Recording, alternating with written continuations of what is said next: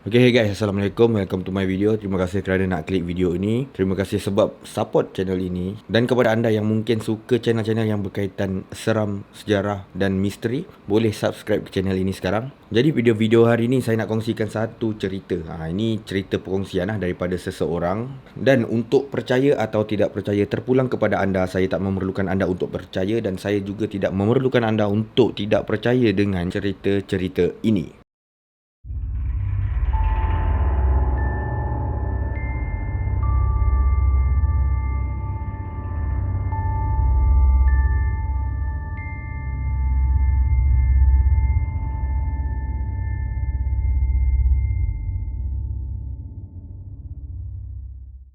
Video hari ini dikongsikan oleh seseorang yang dinamakan Hakim S. So kita letak dengan nama panggilan Hakim saja. Jadi cerita ni bermula ketika Hakim berumur 23 tahun. Ketika itu Hakim sedang melanjutkan pelajaran di sebuah universiti terkemuka. Dia ada sebutkan universiti ini, tapi saya tak nak sebutkan universiti ini sebab tak nak ada apa-apa persepsi daripada semua orang, daripada semua netizen tentang universiti ini. Sebelum ini Hakim tinggal bersama kawan-kawan dia dan menyewa satu rumah. So kongsi sewa, duduk ramai-ramai. Hinggalah satu masa tu di mana Hakim sambung belajar dan pelajar lain dah graduate. Jadi pelajar lain dah tak tinggal lagi dekat rumah yang disewa tu. Jadi Hakim tinggal sorang-sorang dekat rumah sewa tu. Bila duduk dekat rumah sewa tu, dia rasa macam tak best. Dia pindah ke satu rumah sewa baru. Dan rumah sewa baru tu pula yang tak bestnya, dia still duduk sorang. Tak ada kawan-kawan lain atau penyewa-penyewa lain yang nak duduk sekali dekat kawasan yang dia nak duduk tu. Jadi aktiviti harian si Hakim ni, dia just cuma busy dengan buat assignment. Kalau tak buat assignment pun dia duduk dekat rumah. Dia tak berjalan, dia duduk dekat rumah, just lepak-lepak, dia main game sorang-sorang. Sebenarnya Hakim ni duduk dekat satu kawasan, dia menyewa dekat rumah yang dikatakan kawasan perumahan yang baru. Rumah yang baru siap dibina. Kemungkinan besar kawasan perumahan baru ni keliling, memang belum ramai orang masuk, belum ramai orang tinggal lagi. Kemungkinan besar kawasan perumahan tu asalnya adalah kawasan hutan rimba yang ditebang dan dijadikan kawasan perumahan. Pada satu hari tu Hakim teringatlah kata-kata orang tua. Kata orang ini adalah kata orang di mana makhluk halus ni suka tengok kita seorang diri, habiskan masa seorang-seorang. Dia akan selalu perhatikan kita. Apabila makhluk tu dah mula sukakan kita, dia mula akan berdamping dengan kita. Malangnya ini yang berlaku kepada Hakim. Bila makhluk tu dah berdamping dengan Hakim, Hakim dapat rasakan mempunyai satu ilmu yang diberikan daripada makhluk tu. Tapi ketika itu Hakim dapat rasa ilmu tu, tapi dia tak tahu lagi ilmu apa. Sehinggalah sepanjang hari yang dia lalui, dia rasa dia dapat satu ilmu di mana dia mampu membaca hati orang. Dengan hanya memandang individu tersebut, dia boleh baca hati, dia boleh baca background family, dia boleh baca perangai individu tu ataupun kawan-kawan dia hanya dengan seorang individu. Dan dia boleh baca karakter kawan-kawan kepada individu tu walaupun dia tak tengok kawan-kawan kepada individu tu. So ini satu kebolehan yang menarik. Bukan sekadar boleh baca karakter seseorang tu dengan hanya memandang, tapi karakter orang lain yang berkaitan dengan individu yang dia nampak ketika itu. Banyak benda yang boleh baca, sama ada masalah, sejarah ataupun individu itu sakit atau tak, semua dia boleh baca. Jadi dekat situ ianya menjadi satu keseronokan untuk Hakim. Dan Hakim sedar bila kita berilmu ni, kita biasanya perlu berguru. Bila kita ada sesuatu kebolehan, kita memang perlu ada guru, ada cikgu yang mengajar. Tapi kesilapan itu bermula apabila dia selalu menggunakan kebolehan tu tanpa berguru. Dari hari ke sehari, kebolehan tu menjadi satu benda yang annoying, benda yang sangat menyemak. Sebab apabila dia berada di luar, dia nampak orang tu, dia dapat baca kisah orang tu. Orang ni sekian. Kalau ada 10 orang dia dapat baca. Dia dapat macam mendengar apa karakter tu, segala masalah individu sekeliling. Umpama benda tu, masalah tu, karakter itu bercakap dalam kepala dia ketika ramai orang di hadapan dia. Jadi benda tu mendatangkan anxiety kepada dia. Dia rasa macam letih dan sangat penat sebenarnya. Kalau nak diikutkan memang penat sebab kita asyik mendengar masalah orang. Jadi pada satu hari ni Hakim nak pergi ke kelas. Dalam perjalanan dia pergi kelas, dia berhenti ke satu tempat dan dia cuba mencari nombor telefon ataupun kontak number golongan-golongan yang pandai berubatan berdasarkan perubatan Islam. Jadi Hakim ni bercadang untuk mencari tempat perubatan Islam yang paling dekat dengan tempat dia belajar. Dan kebetulan dia jumpa satu tempat perubatan Islam, Darus Shifa, dan Nama tempat dia ada tapi aku tak nak sebutkan. Kemudian hakim terus menghubungi nombor itu dan bagi tahu tentang ada gangguan lah. So ustaz yang menjawab call daripada hakim tu, dia cakap ni dah teruk sangat dah ni, tak apa, kita boleh jumpa, nanti saya akan cuba tengok-tengokkan. Yang peliknya bila hakim cuma cakap yang dia terkena gangguan, tapi ustaz tu dah tahu di mana condition si hakim ni memang dah teruk sangat. Bila dalam perjalanan hakim untuk pergi ke rawatan Darul Shifa tu, dia dapat rasakan satu benda yang dia terasa berat sangat untuk bergerak ke sana. Seperti benda tu tahu si hakim ni cuba nak pergi berubat. Jadi benda tu cuba macam memalaskan, memberikan sifat malas kepada hakim. Rasa macam tak sedap badan, tak kira apa sekalipun yang akan boleh buatkan hakim untuk tidak pergi ke perubatan Islam tu. Jadi hakim pun sampai ke pusat rawatan tu, dan kebetulan luckily tempat tu memang tengah tak ramai orang. Jadi dia boleh datang terus dan tanpa beratur, tanpa queue, terus berjumpa dengan Ustaz Darul Shifa tu. Ustaz kat situ mula bertanyakan kepada hakim untuk ceritakan hal sebenar. Kemudian ustaz tu cuma memberi respon di mana dah terlalu banyak sangat benda dalam badan kau ni. Ini dia dah beranak pinak. Itu sahaja jawapan ustaz tu, komen ustaz tu setelah hakim ceritakan hal yang sebenar. Tapi ketika itu hakim melihat perbuatan ustaz itu, apa tindakan ustaz itu, dia tak nampak macam dia cuba membuang benda-benda yang ada dalam badan hakim tu. Dia nampak lebih melakukan satu tindakan di mana dia slow downkan makhluk dalam badan hakim tu dan cuba memastikan supaya makhluk tu tidak menguasai badan si hakim. Dan dia terus berpesan supaya hakim, ilmu yang kau ada ni jangan digunakan lagi. Hentikan guna ilmu ini. Itu adalah pesan terakhir daripada ustaz tu. Kemudian proses rawatan tu tamat, hakim keluar daripada pusat rawatan Darul Shifa tu. Dia terasa macam lebih ringan badan dia, kepala dia lebih ringan, dia tak macam serabut, tak berat. Di samping itu dia terus ada perasaan di mana dia mula rasa sedih. Itu tak tahulah kenapa, tapi dia rasa macam dia dalam kesedihan. Bila dah sedih, waktu tu lah dia mula ingat Tuhan. Kemudian setelah proses rawatan tu, hakim keluar daripada tu. Dalam perjalanan balik tu, hakim rasa macam nak berehat. Jadi dia balik ke rumah bapa saudaranya yang berdekatan dekat situ juga. Apabila dia sampai kat rumah pakcik dia, tiba-tiba saja ada angin yang memukul dia. Angin yang memukul ni lebih kepada macam tiba-tiba ada angin yang lalu secara tiba-tiba. Bukan ribut, tapi tak tahu apa, dia rasa macam ditiup angin. Dan bila ditiup angin tu, dia rasa macam sangat meremang ketika itu. Rasa dia macam angin, tapi ketika itu hakim tak rasa benda tu adalah angin. Selepas kejadian tu, dia terus masuk ke rumah dan dia jumpa pakcik dan makcik dia. Dan dalam keadaan sedih, dia menangis. Dia cubalah cerita hal sebenar kepada pakcik dengan makcik dia. Dia baru saja melakukan proses rawatan tu dan rasa ringan, rasa tenang. Tapi bila dia dah mula ceritakan semua benda tu kepada pakcik dan makcik dia, dia mula rasa macam tak tentu arah, macam ada yang tak kena. Di rumah pakcik dan makcik dia ada nenek dia, nenek si hakim ni. Tiba-tiba nenek dia keluar daripada rumah dia yang berusia lebih kurang lewat 80-an, yang mempunyai sifat nyanyuk. Dah mula nyanyuk yang teruk, telah membuatkan hakim rasa macam terkejut. Dia macam tengok nenek dia, dia takut, terkejut, dia macam seram sejuk, tak tahu kenapa. Tiba-tiba dia mula rasa di mana ada something dekat rumah tu.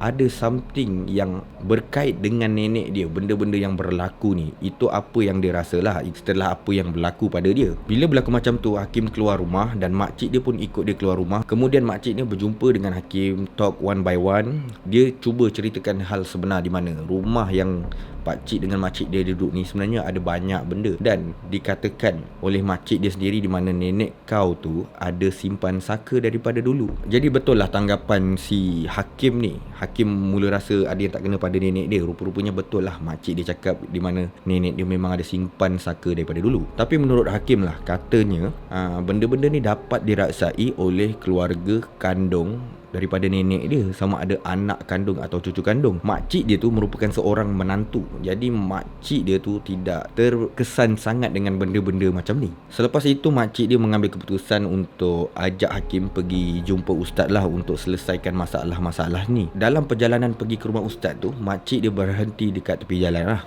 Dan dia keluar daripada kereta dan dia cuba bagi tahu hakim, "Hakim, kau ada nampak apa-apa tak sekarang ni?" Tapi kebetulan ketika itu hakim langsung tak nampak apa-apa lah. Jadi Jadi dia bagi tahu dekat makcik dia memang dia tak nampak apa-apa. Kemudian makcik Hakim ni dia tanya pada Hakim, Hakim, kau ada amalkan apa-apa ayat ke daripada dulu? Hakim cakap tak ada. Lepas tu makcik dia cuba revise kepala otak si Hakim ni. Kau cuba ingat betul-betul, cuba ingat setiap satu persatu apa benda yang kau ingat, perkataan apa. Dan surprisingly Hakim tiba-tiba teringat satu ayat yang diamalkan daripada kecil, yang diajar sendiri oleh nenek dia. Sebenarnya ketika kecil, daripada umur 7 hingga 12 tahun, Hakim ni banyak menghabiskan masa dengan nenek dia. Ketika itu Hakim ni pada waktu siang dia sekolah kan. Bila dia sekolah dan mak ayah dia akan ambil dia daripada balik sekolah dan bersama selama satu hari. Dan apabila dah masuk ke petang je, dia akan balik ke rumah nenek. Dan Hakim ni memang waktu tu dia sukalah duduk dengan nenek dia. Jadi waktu malam, setiap malam dia akan tidur dekat rumah nenek dia. Kemudian sehingga Hakim berumur 12 tahun, nenek dia ni dah mula sakit tau. Bila nenek dia dah mula sakit nyanyuk tu, barulah pakcik dan makcik dia yang duduk berdekatan dengan universiti si Hakim ni pergi ambil nenek dia dan jaga nenek dia sejak nenek dia sakit. Ketika Hakim kecil ni, dia kan duduk dekat rumah nenek dia kan, dan tidur rumah nenek dia. Setiap malam nenek dia selalu menyuruh Hakim untuk mengamalkan beberapa surah, iaitu ayat kursi, lepas tu surah 3 kul, kemudian satu ayat Al-Quran yang nampak macam pelik sikit, kemungkinan besar ditambah dengan ayat-ayat yang bukan dalam Al-Quran, yang kemungkinan ditambah isi kandungan dia dalam bahasa yang berbeza, iaitu dalam bahasa Minangkabau. Sebenarnya nenek si Hakim ni berasal dari Padang, Sumatera. Jadi kita pun tak pelik lah, orang-orang yang datang daripada Indonesia ni mesti ada ilmu-ilmu tersendiri yang dibawa ke Malaysia ni. Sebelum mereka datang ke Malaysia, mereka dah tuntut bermacam-macam ilmu. Even tak banyak pun satu mesti ada. Ayat-ayat yang pelik tu diamalkan oleh Hakim, dan nenek dia cakap di mana itu adalah ayat pendinding supaya dia lebih selamat lah. Jadi disebabkan tu Hakim rasa dia memang confirm sangat lah, di mana disebabkan ayat tu dia ada saka melekat dekat badan dia. Okey, sekarang Hakim dengan makcik dia pun sampai dekat satu pusat rawatan. Dia jumpa seorang ustaz, dan cara rawatan dia agak berbeza daripada ustaz daripada Darul Shifa tu. Ustaz ni pula dia punya proses rawatan dia nampak macam dia nak menarik benda tu keluar terus daripada badan. Ustaz yang kedua ni pula cakap benda yang sama juga. Bila dia cakap tu, dah terlalu banyak badan dalam badan kau ni Hakim, dia dah beranak pinak. Ketika proses mengeluarkan something dalam badan Hakim tu, Hakim cuma dapat rasa yang ada sesuatu yang keluar daripada badan dia, satu persatu keluar daripada badan dia, dan dia rasa macam tak sangka dia dapat rasakan benda tu. Di samping tu bukan setakat rasa keluar saja guys. Dia cakap hanya Allah saja yang tahu betapa sakitnya bila benda tu nak keluar daripada badan dia. Dan ketika benda tu nak keluar daripada badan dia, ketika ditarik oleh ustaz tu daripada badan dia, dia dapat mendengar bisikan di mana, Hakim, jangan. Benda ni tak dapat didengari oleh sesiapa, tapi cuma Hakim saja yang boleh mendengar bisikan tu. Jangan Hakim, jangan. Itu yang menunjukkan yang makhluk tu sendiri tak nak keluar daripada badan Hakim. Hakim rasakan proses tu memang sangat lama.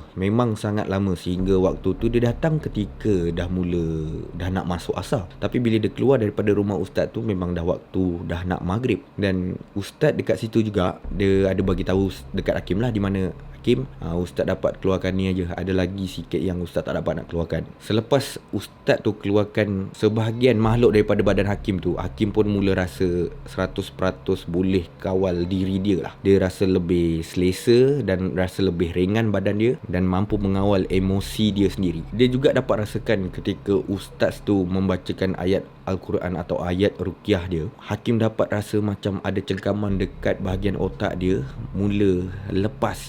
Maknanya ada benda tu tengah mencekam dekat kepala. Bila kena ayat Al-Quran je, dia mula nak melepaskan cengkaman itu. Habis daripada proses tu, Hakim balik ke rumah pakcik dan makcik dia, dan sejak itu Hakim cuba untuk mengamalkan baca ayat-ayat Al-Quran untuk mengelakkan benda-benda tu masuk lagi ke dalam badan dia. Jadi kesan daripada perubatan itu membuatkan badan dia rasa sangat-sangat letih. Jadi malam tu dia duduk dekat ruang tamu dan dia tertidur dekat ruang tamu. Dan kesan daripada tu, tiba-tiba berlaku satu benda yang tak pernah dilalui oleh Hakim. Dia terkena histeria. Kemungkinan besar disebabkan benda yang dah dikeluarkan tu cuba untuk masuk balik ke dalam badan dia. Ketika kena histeria tu, Hakim dalam keadaan sedar sebenarnya. Dia sedar yang dia tengah tidur, dan dia boleh macam nampak bayangan di mana ada lembaga hitam atau makhluk-makhluk yang dah dikeluarkan tadi tu cuba untuk masuk balik. Dan dia dapat rasakan dia cuba masuk melalui leher, daripada urat leher, dan ada juga yang masuk dalam keadaan melompat ke badan si Hakim. Dan dia dapat rasakan benda tu sangat-sangat sakit. Memang sangat-sangat sakit, dan disebabkan sakit yang terlampau tu, dia tiba-tiba tersedar daripada tidur dia. Dalam keadaan tiba-tiba baru sedar tu, rupanya pakcik dan makcik dia, sekeliling dia dan sepupu dia tengah cuba untuk menenangkan diri dia yang dalam keadaan kesakitan tu. Jadi hakim mengeluarkan satu ayat di mana dia meminta tolong pakcik, tolong makcik, tapi suara dia agak berbeza. Nada suara bunyi minta tolong tu sebenarnya bukan suara hakim. Itu yang wow, nampak seram sikit lah kalau orang yang sekeliling ada dekat situ. Kemudian pakcik dengan makcik dia ni bacalah ayat-ayat Al-Quran. Dia baca Al-Quran sebelah hakim. Dia bacalah apa yang dia tahu, dan ketika itu hakim dah mula boleh kontrol diri lah. Dia boleh relax sikit daripada meronta-ronta kesakitan tu. Sejak peristiwa itu, hakim tidak terhenti-henti pergi ke rumah ustaz-ustaz yang ada berdekatan untuk cuba merawat si hakim ni. Sebab bila ustaz keluarkan, ustaz-ustaz tu tak mampu keluarkan semua. Kemungkinan sebahagian sahaja. Bila dah keluar, nanti sibuk masuk balik. Itu yang masalah sangat tu. Sepanjang benda tu ada kat dalam badan dia, rajin mimpi-mimpi benda yang bukan-bukan. Hidup memang tak tenang guys kalau berlaku macam ni. Setiap malam kau nak tidur, kau mimpi benda yang tak-tak pula tu.